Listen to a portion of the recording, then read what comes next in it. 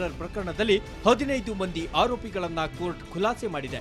ಸಾಕ್ಷ್ಯಾಧಾರಗಳ ಕೊರತೆ ಹಿನ್ನೆಲೆಯಲ್ಲಿ 8ನೇ ತ್ವರಿತಗತಿ ನ್ಯಾಯಾಲಯ ಆರೋಪಿಗಳನ್ನ ಖುಲಾಸೆಗೊಳಿಸಿದೆ. ಜುಲೈ 2009ರಂದು ಬೆಳ್ಳಂಬೆಳಗ್ಗೆ ಯಲಹಂಕದಲ್ಲಿರೋ ಜಿಮ್ ಒಂದರಲ್ಲಿ ಬುಲೆಟ್ ರವಿ ಹಾಗೂ ಶ್ರೀನಿವಾಸರನ್ನ ಬರ್ಬರವಾಗಿ ಕೊಲೆ ಮಾಡಲಾಗಿತ್ತು. ಈ ಸಂಬಂಧ ಪೊಲೀಸರು ಸೈಲೆಂಟ್ ಸುನಿಲ್, ಗೆಡ್ಡೆನಾಗ, ಕೊರಂಗು ಕೃಷ್ಣ ಸೇರಿದಂತೆ ಒಟ್ಟು 15 ಮಂದಿ ವಿರುದ್ಧ ಚಾರ್ಜ್ ಶೀಟ್ ದಾಖಲಿಸಿದ್ದರು. 3 ವರ್ಷಗಳ ಕಾಲ ನಡೆದ ವಿಚಾರಣೆ ಬಳಿಕ ಇದೀಗ ಆರೋಪಿಗಳು ದೋಷಮುಕ್ತರಾಗಿದ್ದಾರೆ. ಡಬಲ್ ಮರ್ಡರ್ ಪ್ರಕರಣಕ್ಕೆ ಸಂಬಂಧಿಸಿದಂತೆ ಒಟ್ಟು 63 ಸಾಕ್ಷಿದಾರರನ್ನ ಚಾರ್ಜ್ ಶೀಟ್ನಲ್ಲಿ ಸೇರಿಸಲಾಗಿತ್ತು. ಇದರಲ್ಲಿ 46 ಮಂದಿ ಸಾಕ್ಷಿದಾರರು ಕೋರ್ಟ್ನಲ್ಲಿ ವಿಚಾರಣೆಗೊಳಪಟ್ಟಿದ್ದರು. ಆದರೆ ಪ್ರಮುಖ ಸಾಕ್ಷಿದಾರರು ವ್ಯತಿರಿಕ್ತ ಸಾಕ್ಷಿಯನ್ನ ನುಡಿದಿದ್ರು. ಒಟ್ನಲ್ಲಿ ಸಾಕ್ಷಿದಾರರು ಉಲ್ಟಾ ಹೊಡೆದಿದ್ರಿಂದ ಕೇಸ್ ಬಿದ್ದು ಹೋಗಿದೆ. ಆ ಮೂಲಕ ಸಾಕಷ್ಟು ಸುದ್ದಿ ಮಾಡಿದ್ದ ಡಬಲ್ ಮರ್ಡರ್ ಕೇಸ್ ಇತ್ಯರ್ಥವಾಗಿದೆ. ಬೆಂಗಳೂರಿನಿಂದ ಕ್ಯಾಮರಾಮನ್ ಲಕ್ಷ್ಮಣ್ ಜೊತೆ ವೆಂಕಟರಮಣ್, ಸುವರ್ಣ ನ್ಯೂಸ್. ಮಾವ ಅಂದ್ರೆ ಸೊಸೆಗೆ ತಂದೆಯ ಸಮಾನ. ಆದ್ರೆ ಹೆಣ್ಣೂರಿನಲ್ಲೊಬ್ಬ ಮಾವನಿದ್ದಾನೆ. ಇವನೊಬ್ಬ ದೊಡ್ಡ ಕಾಮುಕ. ಅದಕ್ಕೆ ಸೊಸೆ ಇವನಿಗೆ ಸರಿಯಾಗಿ ಬುದ್ಧಿ ಕಲಿಸಿ ಅಂತ ಪೊಲೀಸರಿಗೆ ಒಪ್ಪಿಸಿದ್ದಾಳೆ.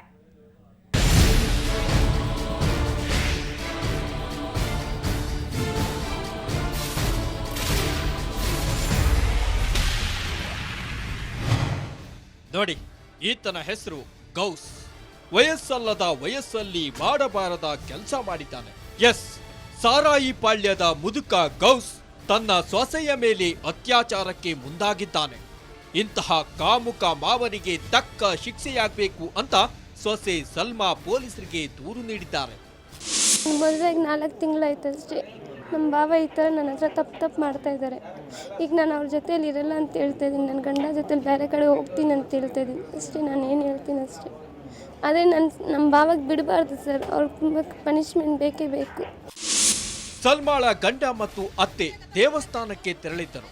ಮನೆಯಲ್ಲಿ ಸಲ್ಮಾ ತನ್ನ ಮಕ್ಕಳೊಂದಿಗೆ ಮಲಗಿದ್ದಾಗ ಕಾಮುಕ ಗೌಸ್ ಈ ಕೃತ್ಯಕ್ಕೆ ಮುಂದಾಗಿದ್ದನಂತೆ. ಆಗಿರೋದು ತಪ್ಪೇ. ಮಗಳು ಸಮಾನ ಇರೋದು, ತಂದೆ ಸಮಾನ ಇರೋದು ಇವರು. ಇಲ್ಲ, ಇದು ಮಾಡಿರೋದು ತಪ್ಪು. ಜನ ಎಲ್ಲ ನೋಡಲಿ, ಎಲ್ಲರೂ ಮುಂದೆ ಬಂದು ಒಂದು ಕಂಪ್ಲೇಂಟ್ ಒಂದು ಮಾಡಲಿ, ನ್ಯಾಯ ಹುಡುಗಿರಿಗೆ ಸಿಕ್ಕಲಿ ಅಂದ್ಬಿಟ್ಟು ನಾವೆಲ್ಲ ಮುಂದೆ ಬಂದಿದ್ದೀವಿ.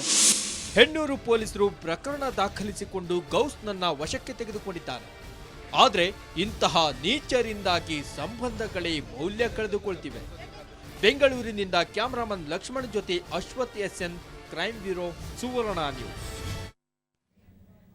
ಮಹದೇವಪುರದಲ್ಲಿ ಇತ್ತೀಚೆಗೆ ಜಯ ಕರ್ನಾಟಕ ಸಂಘಟನೆಯ ಅನಿಲ್ ಗೌಡ ಅನ್ನೋರ ಹತ್ಯೆ ಆಗಿತ್ತು. ಆ ಆರೋಪಿಗಳು ಈಗ ಪೊಲೀಸರ ಬಲೆಗೆ ಬಿದ್ದಿದ್ದಾರೆ.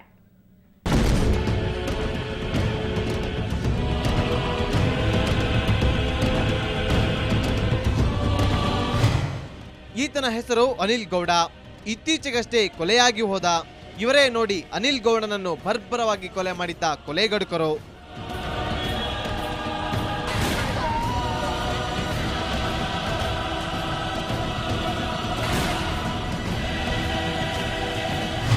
ITPL ರಸ್ತೆಯಲ್ಲಿ ಹೋಗ್ತಿದ್ದಾಗ ಸ್ವಿಫ್ಟ್ ಕಾರ್ನಲ್ಲಿ ಬಂದ ದುಷ್ಕರ್ಮಿಗಳು ಅನಿಲ್ ಗೌಡನ ಬೈಕ್ಗೆ ಗುದ್ದಿ ಕೆಳಗೆ ಬೀಳಿಸಿ ಲಾಂಗು ಮಚ್ಚಗಳಿಂದ ಕೊಚ್ಚಿ ಕೊಲೆ ಮಾಡಿ ಪರಾರಿಯಾಗಿದ್ದರು.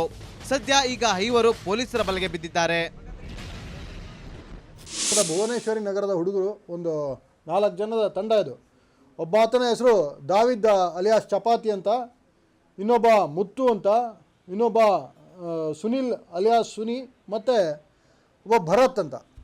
ಈ ಎಲ್ಲ ತಂಡ ಸೇರಿ ಈ ಭರತ್ ಎಂಬಾತನನ್ನು ಈ ವಾಚ್ ಮಾಡೋದಕ್ಕೆ ಹಾಕ್ತಾರೆ. ಅನಿಲ್ ಗೌಡ ಹಾಗೂ ಈತನ ಸಂಬಂಧಿ ಸುನಿಲ್ ಕುಮಾರ್ ಅಲಿಯಾಸ್ ಗೋಪಿ ನಡುವಿನ ಜಮೀನು ಮಾರಾಟದ ವಿಚಾರದಲ್ಲಿದ್ದ ಜಗಳವೇ ಕೊಲೆಗೆ ಕಾರಣ ಅನ್ನೋದು ಬಹಿರಂಗವಾಗಿದೆ. ಸೋದರ ಸಂಬಂಧಿಗಳು ಆಮೇಲೆ ಅದೇ ಹೂಡಿ ಗ್ರಾಮದ ಗ್ರಾಮಸ್ಥರು, ಅವರ ತಂದೆ ತಾತನ ಕಾಲದಿಂದನೂ ಸಾಕಷ್ಟು ಜಮೀನುಗಳಿದೆ.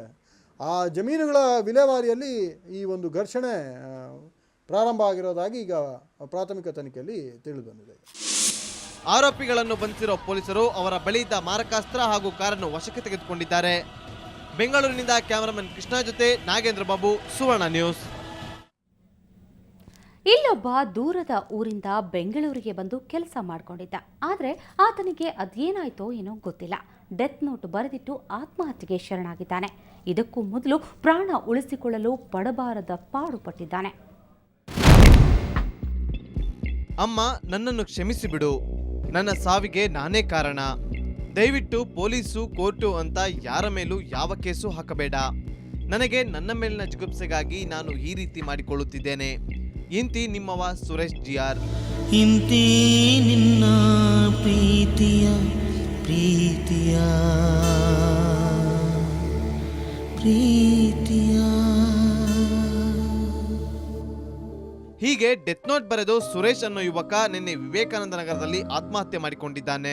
ತಾನಿದ್ದ ರೂಮಿಗೆ ಕೇಕ್ ತಂದು ಅದರಲ್ಲಿ ಮೆಟಾಸಿಡ್ ಬೆರೆಸಿಕೊಂಡು ಅದನ್ನು ತಿಂದು ಡೆತ್ ನೋಟ್ ಬರೆದು ಆತ್ಮಹತ್ಯೆಗೆ ಯತ್ನಿಸಿದ್ದಾನೆ. ಆಮೇಲೆ ಅದೇನಾಯ್ತೋ ಏನೋ ವಿಲ್ಸನ್ ಗಾರ್ಡನ್ ನಲ್ಲಿರೋ ಅಗಡಿ ಆಸ್ಪತ್ರೆಗೆ ಬಂದು ಸ್ವತಃ ದಾಖಲಾಗಿದ್ದಾನೆ. ಆದ್ರೆ ಆ ದೇವರು ಅಷ್ಟೊತ್ತಿಗಾಗಲೇ ಈತನ ಜೀವ ಕಿತ್ತುಕೊಂಡು ಬಿಟ್ಟಿದ್ದ.